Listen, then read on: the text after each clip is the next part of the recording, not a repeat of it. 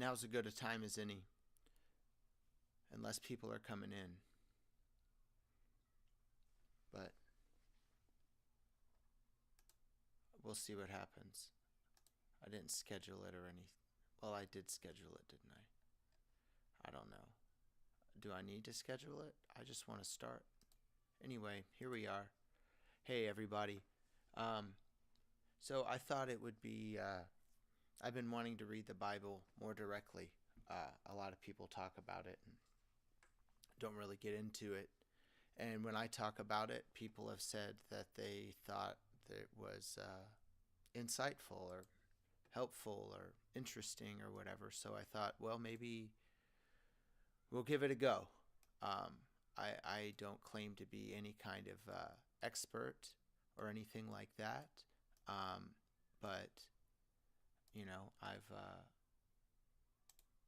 been a Christian my whole life and am not one to just take something at face value.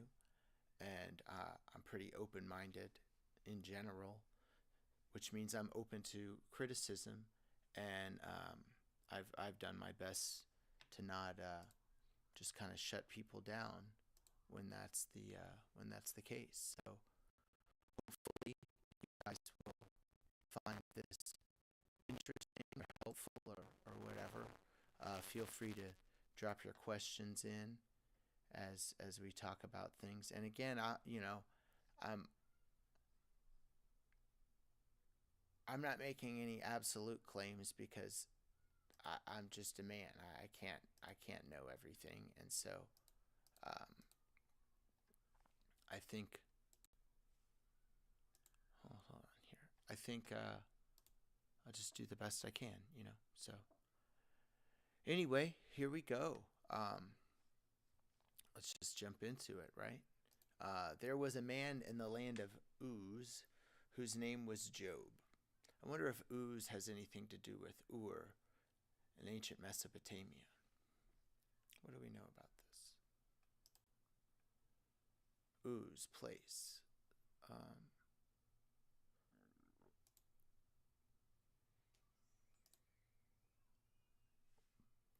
let's see. Hey, I got a viewer. Um, Uz appears to be in, yeah, it's still in that Mesopotamia area. So I've noticed that there's a lot of stories that use kind of similar sounding names, um, and they might be talking about the same place and whatever. Um, all right, there was a man in the land of Uz whose name was Job. That man was blameless and upright and God fearing and turning away from evil. And 7 sons and 3 daughters were born to him. Then his livestock came to be 7,000 sheep and goats, and 3,000 camels, and 500 pairs of oxen, and 500 female donkeys. And he had very many slaves. And that man was greater than all the people of the east. Okay, so he's in the east. I wonder where the dividing line was for people of that time. Let's see. So I think the point here is this dude was Job's Job's kicking butt, right? He's doing good. Um, he's got a lot of stuff. He's got a lot of kids. Nobody had anything bad to say about him, it seems. And he had a lot of slaves. And now, slaves, I know that word gets controversial when it's used in the Bible, but we're not talking about like the same kind of slavery that was going on. First of all, the word is more synonymous with a servant, which that's just how um, those sorts of societies were. You had somebody that had a bunch of stuff, that had a big house or a big farm or whatever, and they had so much that they needed people to take care of it, and people who didn't have those things needed a source of food and shelter and whatnot. So they just struck a deal. Hey, I'll work for you.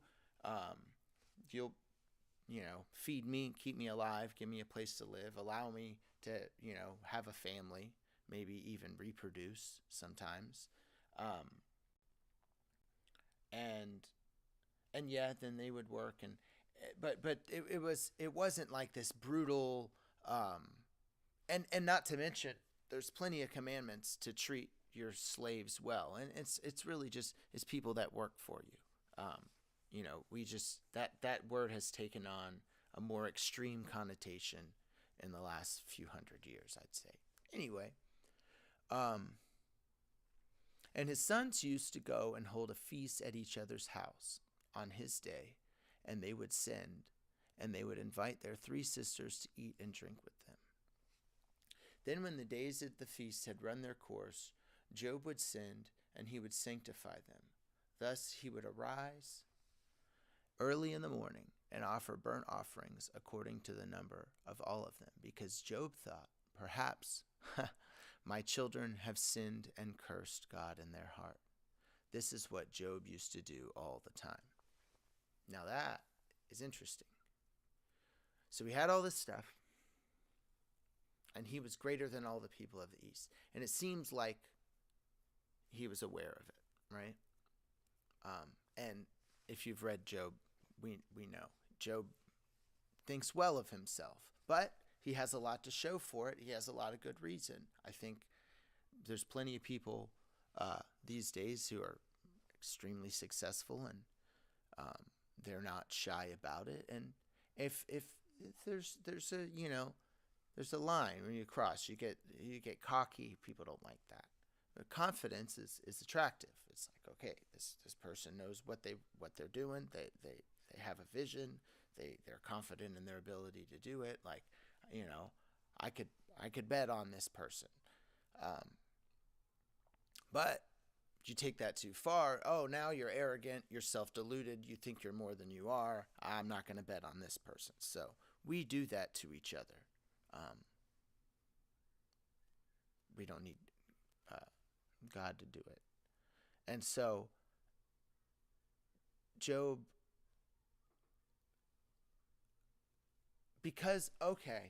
so basically they would just get together on his day. Let's see, what's that mean?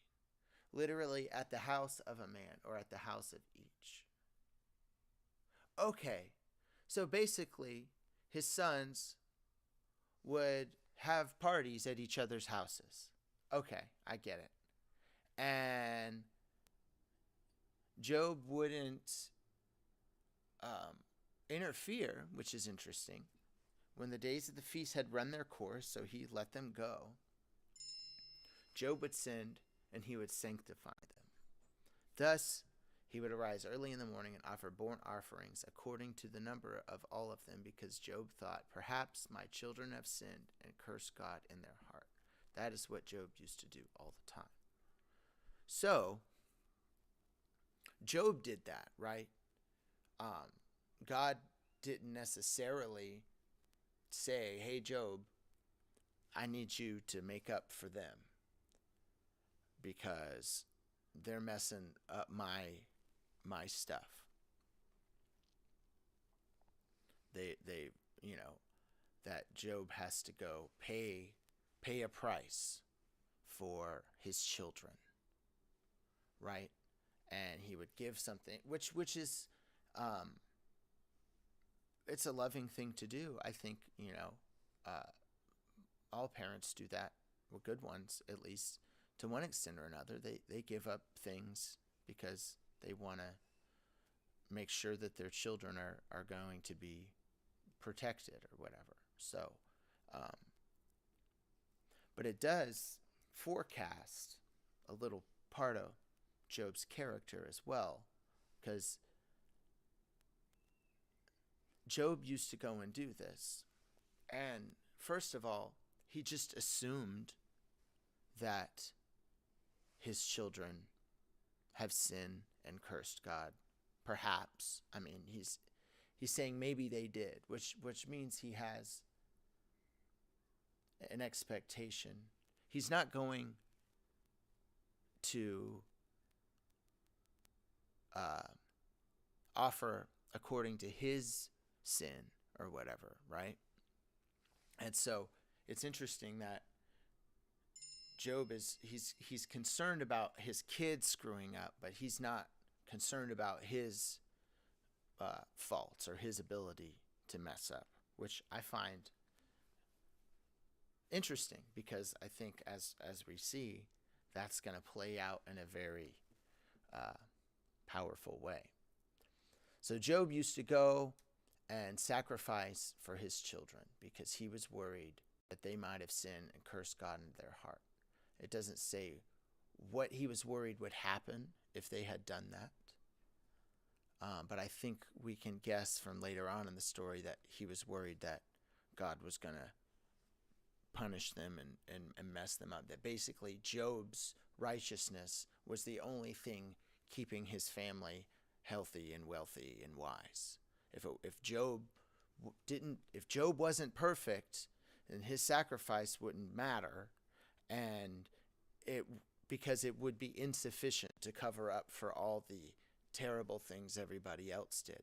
But thank God for Job is kind of, a little bit of a, and I'm thankful for Job because we have this really powerful story to read. So, and there's a boatload of wisdom in here. It's crazy. Okay. So, and it happened one day that the sons of God came to present themselves before Yahweh. Now let's see, the sons of God, or the heavenly beings, or the angels. So, right, we're not talking about humans here. Came to present themselves before Yahweh, and Satan, Hebrew for the accuser or the adversary, right? Like, I think we can all move past the idea that the devil is this, pitchfork wielding red monster that lives in the center of the earth. It's a little more sophisticated than that. And it's the spirit of the adversary or the accuser. And we're real good at accusing others of things. So it's not an unfamiliar spirit. And that spirit can lead to a lot of hate and destruction, because when you judge people from a place of ignorance, it at the very least, it deteriorates the potential for having a loving relationship with that person. So not a lot of good comes from it, and I think we'll see how that plays out. Okay, so Yahweh said to Satan, "From where have you come?" Then Satan answered Yahweh and said, "From roaming on the earth and from walking about on it." So Yahweh said to Satan, "Have you considered my servant Job? Indeed, there's no one like him on the earth, a blameless man, and upright and God-fearing, turning away from evil." Then Satan answered Yahweh and says, "Does Job fear God for nothing? Have you not put a fence around him and his household, and have you not put a fence around him and his household, and around all that belongs to him on every side? You have blessed the work of his hands, and his livestock is increased in the land. But on the other hand, stretch out your hand to touch all that belongs to him, and see whether he will curse you to your face." So Yahweh said to Satan, "Look, all that belongs to him is in your power. Only do not stretch out your hand against him." So Satan went out from Yahweh's presence. So, first of all, and this is a big one for me, because I don't know, it's a big question. Is that it seems to me like Satan is obeying God, right? I mean, he's doing his job. If God made him, he's one of the sons of God. He's the accuser, and he's accusing Job. He's kind of doing his job. Doesn't mean he's like good or something. He's our enemy. But I'm not so sure he's God's enemy. I mean, he kind of is. But at least in this particular story, right? he he went out. So Satan went out from Yahweh's presence. I mean, he comes. He's doing what he's created to do. It's just, I don't know, man. See, that's a weird one for me. It's a more complicated character, and also like the essence of what God is incorruptible and all knowing. And I mean, that's the whole phenomenon about Yahweh, is that he is the creator of creation, the ultimate. So his will can't be violated. That and then now you're opening the free will can of worms, and it gets crazy. But this is interesting to me. Okay. So Satan went out of Yahweh's presence. And there was one day when his sons and daughters were eating and drinking wine in their firstborn brother's house. And a messenger came to Job and said, "The oxen were plowing, and the female donkeys were feeding beside them. Then the Sabaeans attacked, and they took them, and they slew the servants by the edge of the sword. But I have escaped, even I alone, to tell you." While this one was still speaking, another came up and said, "The fire of God fell from the heavens, and it blazed up against the sheep and goats and against the servants, and it consumed them. But I escaped, even I alone, to tell you. The fire of God fell from the heavens." I wonder if there were any active volcanoes.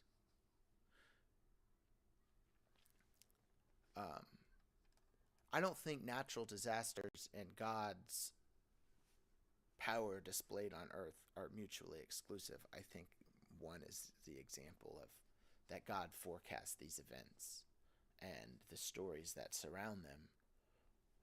Well, I mean, what else would these people think? You know, they didn't have. I think we get a little too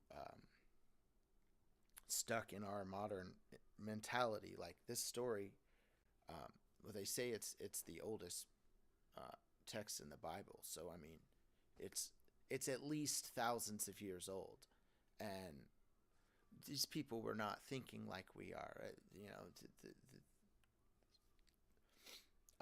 we have to think from their kind of perspective. So, and I feel like getting hung up on details like that really it just ruins the story. It's not for entertainment purposes, but it ruins the message of the story, because, well, this couldn't have happened, because it's like, well, maybe it's not exactly that. Anyway, I'm straw manning some random critic, I guess. While this one was still speaking, another came, and the fire of God fell from the heavens, and it blazed up against the sheep and the goat and against the servants, and it consumed them. But I escaped, even I alone, to tell you. While this one was still speaking, another came and said, "The Chaldeans formed 3 divisions, and they made a raid on the camels, and they carried them away, and they struck your servants by the edge of the sword. But I escaped, even I alone, to tell you." At the time this one was speaking, another came and said, "Your sons and daughters were eating, drinking wine in their firstborn brother's house, and behold, a great wind came from across the desert, and it struck the 4 corners of the house, so that it fell upon the young people, and they died. But I escaped, even I alone, to tell you." Then Job arose and tore his outer garment and shaved his head. He fell upon the ground and he worshipped. Then he said, "Naked I came out of my mother's womb, and naked I will return there. Yahweh gives and Yahweh takes. Let Yahweh's name be blessed." In all this, Job did not sin and did not charge God with wrongdoing. So he didn't lash out. Well, it all came from you, so I guess it'll all be taken away. And this kind of thinking,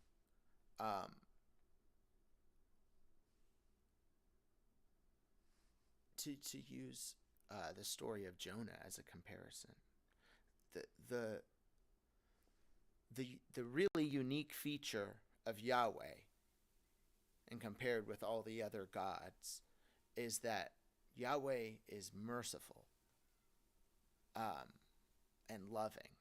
And that doesn't make sense to all the other people. So, like, when you hear about the sacrifices and like, oh my gosh, I can't believe somebody would like, well, like, why would I want to, it's messed up that God would make people, hurt innocent animals and stuff like that. And it's like, he didn't do that.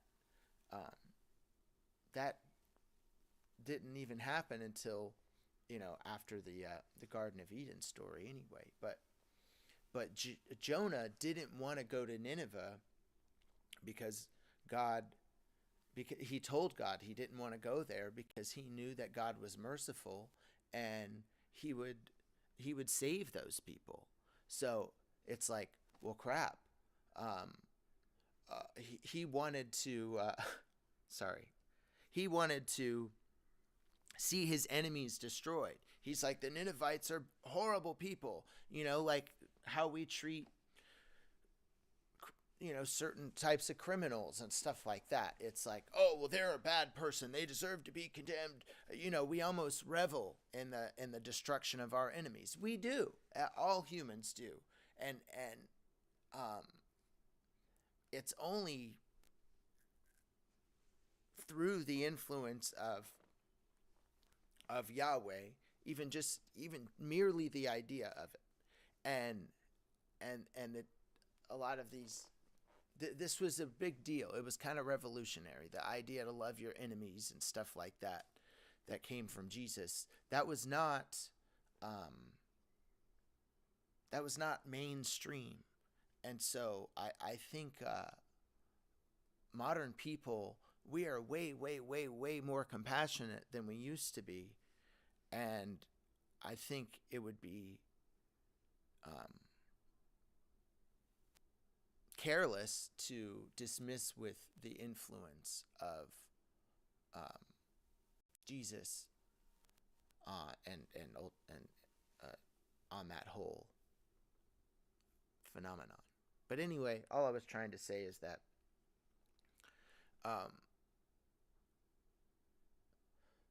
the shaving of the head and the major sacrifices and that was all very, very normal. Most of these other gods demanded far more brutal things, and that's what people believed, is that the more you gave, the more you offered to the god, the more that they would give you in return. But the whole thing with Yahweh is that he doesn't need anything. Your sin isn't going to hurt him, and your goodness isn't really going to help him. Like, his will is going to be done, and we're all going to be happy about it because he is the essence of love. God is a spirit. I think we over personify God. That's why he gave us Jesus, so we could, but God, the Spirit, is bigger than that. For the same reason, Jesus is more than just a man. His spirit, I mean, for goodness sake, we named time after the guy. So, his spirit was greater than his humanity, even though he showed us what that was like. Anyway, I've lost all my viewers. I'm rambling too much. Okay. All right. And then one day, the sons of God came to present themselves before Yahweh, and Satan also came into their midst to present himself before Yahweh. So Yahweh asked, "From where have you come?" And Satan answered and said, From roaming on the earth and following about in it. So Yahweh asked Satan, "Have you considered my servant Job? Indeed, there is no one like him on the earth, a blameless man, and upright and God-fearing, and turning away from evil. And he still persists in his blamelessness, even though you entice me against him to destroy him for nothing." Incited me. incited me against him to destroy him for nothing.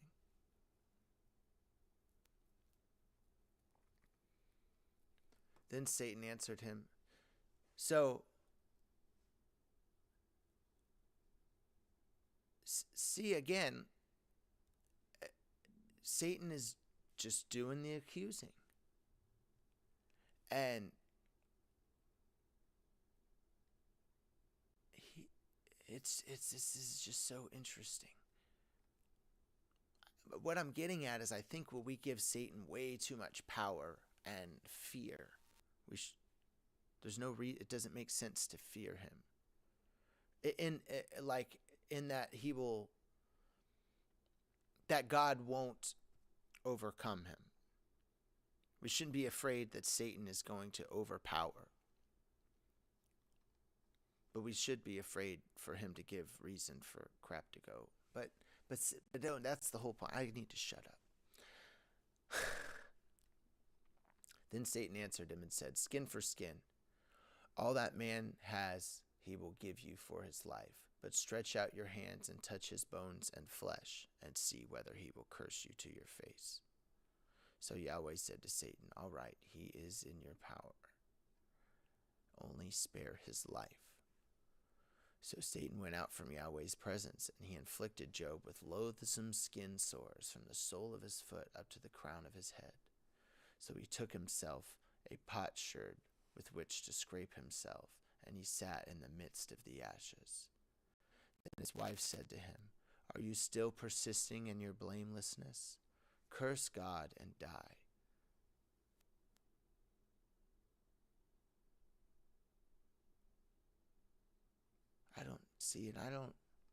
That's a wild thing to say. So he said to her, You speak like one of the foolish women speaks. Indeed, should we receive the good from God, but not receive the evil? And all this, Job did not sin with his lips. I mean, that is remarkable. We don't need to, Job gets, he gets hit pretty hard later on. But, I mean, this guy was someone to look up to for sure. I mean, Job was awesome, and we owe him a great debt for enduring this much so that we could learn from him. So, thus Job's 3 friends heard of this calamity that had come upon him. So each set out from his own place, Eliphaz the Temanite, and Bildad the Shuhite, and Zophar the Naamathite. And they met together to come to console him and to confront him. Oh, I've lost my camera. That's terrific. Thus they lifted up their eyes from the far, but they did not recognize him. So they raised their voice, and they wept, and each man tore his outer garment, and threw their dust on their heads toward the sky. Then they sat on the ground with him for 7 days and 7 nights, but no one spoke a word to him, because they saw that his suffering was very great. So he sat there for a week. Their friends, I mean, Job was a remarkable guy. Remarkable guy. And I think we joke about suicide and have lost. We talk about it, but it's almost in this like,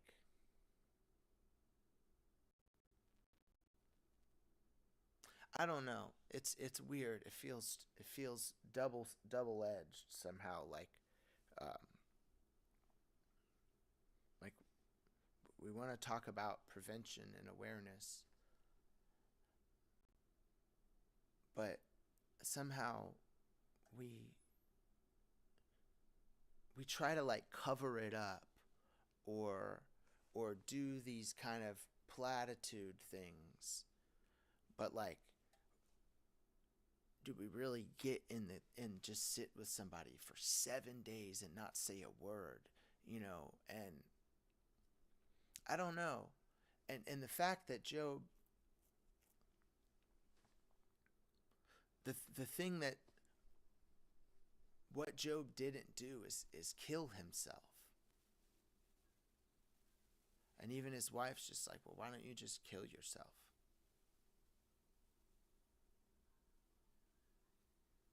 And she said, why don't you just bless God and die? And because the literal word, but it's used in a negative connotation. But I think also she's kind of saying like, why don't you just do God a favor and kill yourself, or just let yourself die? But he didn't do that. And so how much more could there be gained from someone's life if it isn't taken short, if it isn't cut short by their own, especially by their own hand? And I think that we talk about suicide, and we talk about how common it is and how often it happens, and how these people with seemingly no problems, go into suicide, or these people that struggle, and we talk about all the bad things that happen that make people want to kill themselves. But all you're doing is reminding them of the reasons that they want to kill themselves, instead of saying, you are so valuable. There's so much that your life can be worth. There's so many ways that you can affect and help others. And why aren't we kind to people and tell them how they've made our lives better and how important they are to us? And I think if we did more of that, we'd see a lot less suicide than having a suicide prevention rally where, we share tragic stories that just make us sad. It's not to dismiss the tragedy, but I think we have to temper that tragedy with some hope and some encouragement as well. So that's all I got for today. Thanks for joining in, those of you who did. God bless you. I love you.